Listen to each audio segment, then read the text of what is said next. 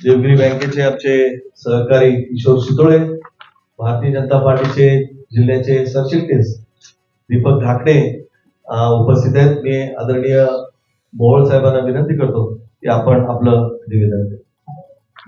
छत्रपती संभाजीनगरामध्ये आज आम्ही सगळेच नुकताच 2024 आणि 2025चा जो अर्थसंकल्प माननीय देशाचे यशस्वी पंतप्रधान नरेंद्रजी मोदी यांच्या नेतृत्वाखाली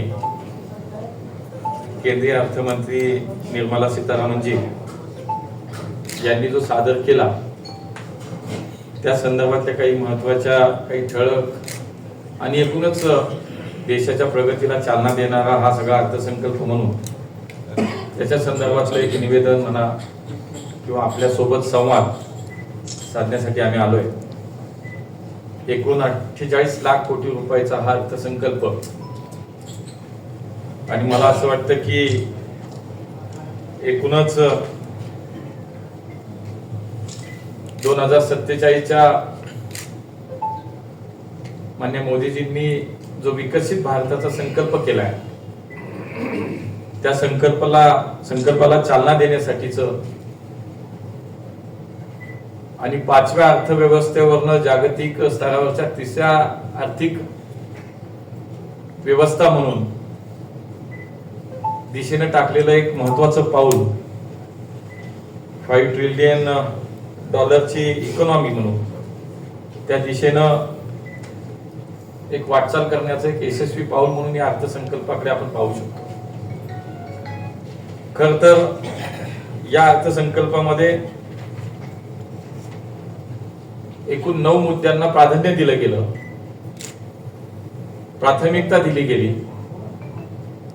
ज्याला आपण म्हणतो की या अर्थसंकल्पाचा मूळ आत्मा हा या 9 प्राथमिकता जर आपण पाहिल्या तर आपल्या लक्षात येईल. शेतीमधील उत्पादकता,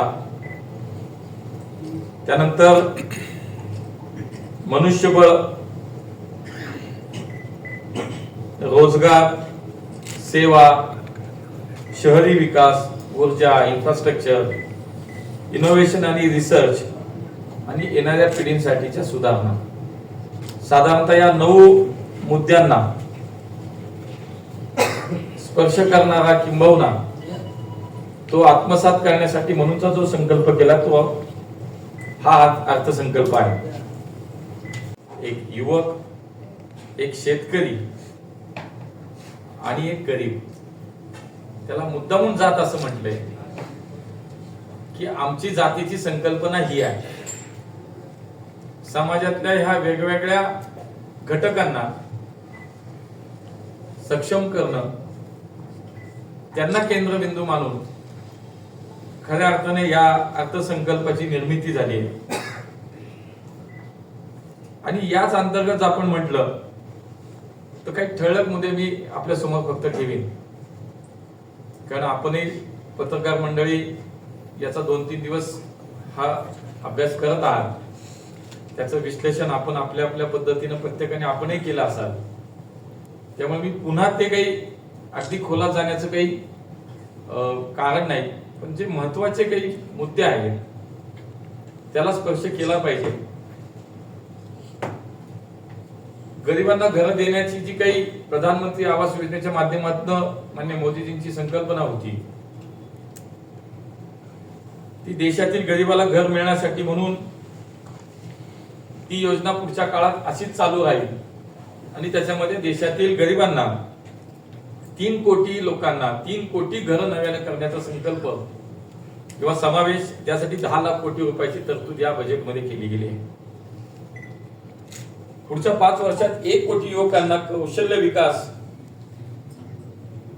आणि आत्मनिर्भर करण्यासाठी त्या माध्यमातून जवळपास 1.5 लाख कोटी रुपयाची तरतूद या अर्थसंकल्पात. मराठवाड्यातील आपल्या या सगळ्या भागातील अनेक लोकप्रतिनिधी, आमचे नारायण कुचे आता येऊन गेले, आमचे साहेब म्हणत होते, ही मंडळी म्हणत होती, आमच्या मेघना बोर्डीकरांचा फोन आला.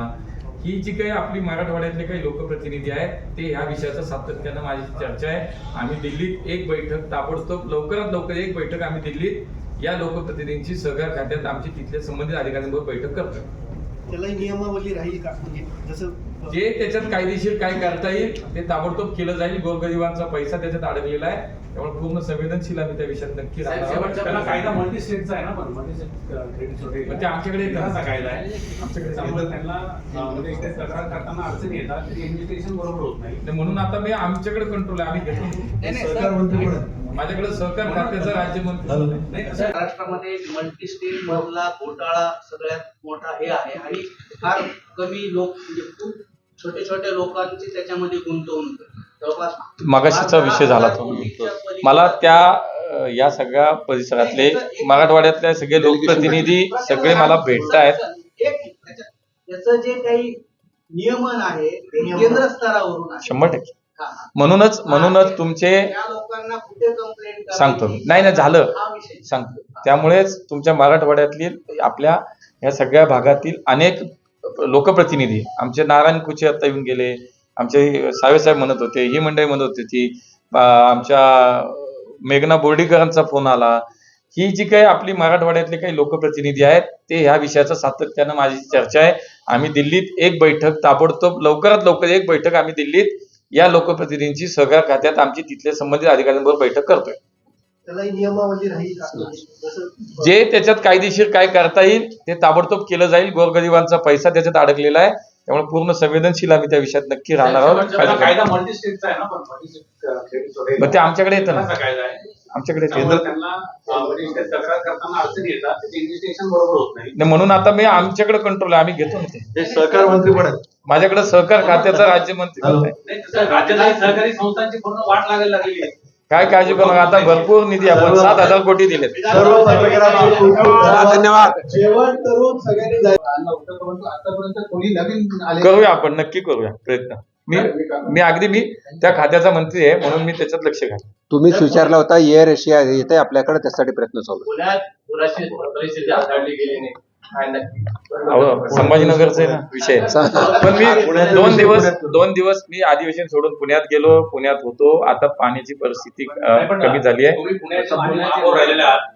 पुण्यामध्ये FSI फॉईल केल्यामुळे तिथल्या ड्रेनेज आणि तुमची कॅरिंग कॅपॅसिटी संपली नाही, त्याचा हा विषय नाहीच आहे. ऐका ना तुम्ही, कालचा विषय त्याच्याशी नाहीये निगडीत. असा आरोप विरोधक करत आहे. सांगतो मी. पुण्यामध्ये दिल्या गेलेल्या परमिशन या अतिशय धोकादायक असल्यामुळे ऐका, मी तुम्हाला आता सांगतो. कालच्या पावसाचा विषय मी तर आता महापौर होतो शेवटचा, 25 वर्ष तर हेच सत्तेत होते सगळे. ऐका, आरोप करणार.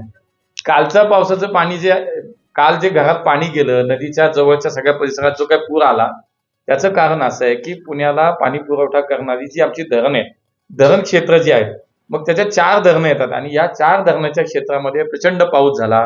काही ठिकाणी 400 मिलीमीटर पाऊस झाला, काही ठिकाणी 300 मिलीमीटर पाऊस झाला. इतका प्रचंड पाऊस झाला की 50,000 जवळपास 50,000 क्युसेक पाणी सोडलं गेलं आणि फक्त एकच झालं की त्याची पूर्वकल्पना नागरिकांना दिली गेली नाही, म्हणून पाणी हे नदीतनं घरात आलं. बाकी साहेब याच्या ड्रेनेज, त्याच्यात बांधकाम, याचा काहीही कसलाही संबंध नाही. अरे आलते सोडून पार्लमेंट सोडून आहे. पार्लमेंट सोडून आलो ना मी, 3 दिवस होतो. शेवटचं आपलं आज तुम्हाला भेटायला आलो सकाळी लोक. मोहोळ साहेब, सहकार खातं आहे तुमच्याकडे.